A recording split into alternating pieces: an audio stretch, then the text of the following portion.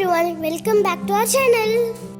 இன்னைக்கு நம்ம சேனல்ல ஹனி சில்லி பொட்டேட்டோ எப்படி செய்யறதுன்னு பார்க்கலாம். தேவையான பொருட்கள் உருளைக்கிழங்கு, வெங்காயத்தாள், வெங்காயம், குடைமிளகாய், டொமேட்டோ கெச்சப், வினிகர், சோயா சாஸ், சில்லி சாஸ், இஞ்சி, பூண்டு, சில்லி ஃப்ளேக்ஸ், தேன், உப்பு, மிளகுத்தூள், எண்ணெய்.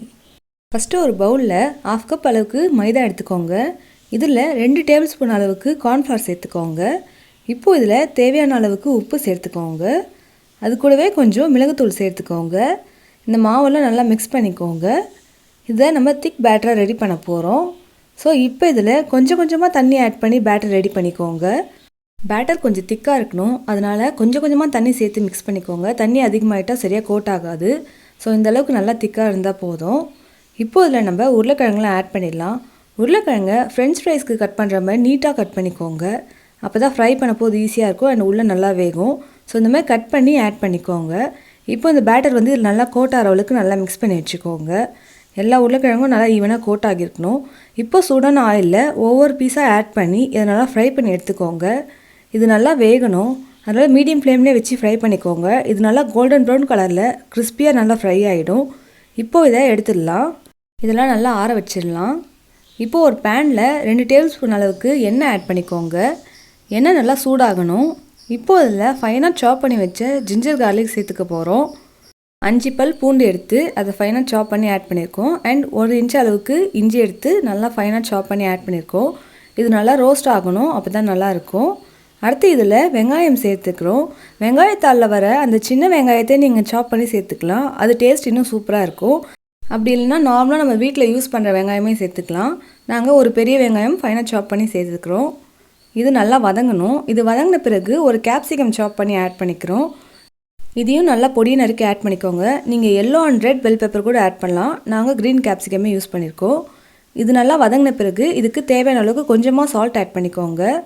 அடுத்து இதில் கொஞ்சமாக மிளகுத்தூள் ஆட் பண்ணிக்கோங்க. சால்ட் வந்து கொஞ்சமாக ஆட் பண்ணணும், ஏன்னா இது ஹனி அண்ட் சில்லி ஆட் பண்ணுற பொட்டேட்டோ. இது வந்து கொஞ்சம் ஸ்வீட்டாக தான் இருக்கணும், அதனால் உப்பு கம்மியாகவே சேர்த்துக்கலாம்.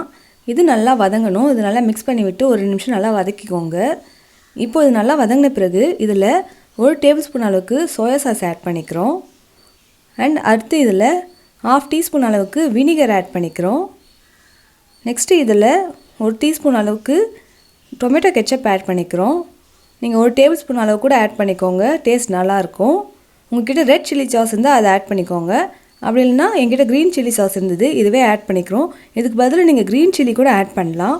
நாங்கள் சாஸாக ஆட் பண்ணிட்டோம். அடுத்து இதில் சில்லி ஃப்ளேக்ஸ் ஆட் பண்ணுறோம். இது ஒரு 2 டீஸ்பூன் ஆட் பண்ணிக்கோங்க. இதெல்லாம் சேர்த்து நல்லா மிக்ஸ் பண்ணிக்கோங்க. நம்ம ஆட் பண்ண இந்த சாஸ்லாம் சேர்த்து இந்த கேப்சிகம் ஆனியோட நல்லா சேர்ந்து வேகணும், அப்போ தான் டேஸ்ட் நல்லாயிருக்கும். இது நல்லா வெந்த பிறகு இப்போது இதில் ஃபைனாக சாப் பண்ணி வச்ச ஸ்ப்ரிங் ஆனியன் ஆட் பண்ணிக்கிறோம். இந்த ஸ்ப்ரிங் ஆனியன் ஆட் பண்ணி செய்யும்போது ஃப்ளேவர் இன்னும் சூப்பராக இருக்கும் அண்ட் டேஸ்ட்டும் நல்லா சூப்பராக இருக்கும். இது ஒரு 2 நிமிஷம் வதங்கணும். இப்போ இதெல்லாம் கலர் மாறிடுச்சு, நல்லா வெந்துருச்சு. இப்போது வந்து நம்ம ஃப்ரை பண்ணி எடுத்து வச்சு இந்த பொட்டேட்டோவை ஆட் பண்ணுறோம். இது நல்லா கிறிஸ்பியாக இருக்கும். நம்ம இதில் சேர்த்து கொஞ்ச நேரம் மிக்ஸ் பண்ணி விட்டோன்னா அது கொஞ்சம் சாஃப்டாக ஆகிடும் அண்ட் நல்லா சூப்பராகவும் இருக்கும். இது நல்லா மிக்ஸ் பண்ணி விட்டுக்கோங்க. இப்போ ஃபைனலாக 2 டேபிள் ஸ்பூன் அளவுக்கு ஹனி ஆட் பண்ணிக்கிறோம். உங்கள்கிட்ட ஆர்கானிக் ஹனி இருந்தால் ஆட் பண்ணிக்கோங்க, சூப்பராக இருக்கும். ஹனி ஆட் பண்ணக்கப்புறம் 2 நிமிஷம் தான் வதக்கணும், அதுக்கு மேலே வதக்கக்கூடாது. இப்போது இது மேலே கொஞ்சம் ஸ்ப்ரிங் ஆனியன் தூவி இறக்குனீங்கன்னா நம்ம ஹனி சில்லி பொட்டேட்டோ ரெடி. நல்லா சூப்பராக இருந்துச்சு. எல்லா சாஸும் சேர்ந்து அண்ட் நம்ம ஆட் பண்ண அந்த ஹனியோடு சேர்ந்து பொட்டேட்டோ ஃப்ளேவரும் டேஸ்ட்டும் சூப்பராக வேறு லெவல் இருந்துச்சு. இந்த ரெசிபி உங்களுக்கு பிடிச்சிருக்குன்னு நம்புகிறேன். பிடிச்சிருந்தா கண்டிப்பாக ட்ரை பண்ணிவிட்டு எப்படி இருக்குன்னு மறக்காமல் காமெண்ட்ஸில் சொல்லுங்கள். மறக்காமல் நம்ம சேனலை சப்ஸ்கிரைப் பண்ணுங்கள். உங்களை அடுத்த வீடியோவில் சந்திக்கிறேன். Thanks for watching. லைக் பண்ணுங்கள், சப்ஸ்கிரைப் பண்ணுங்கள்.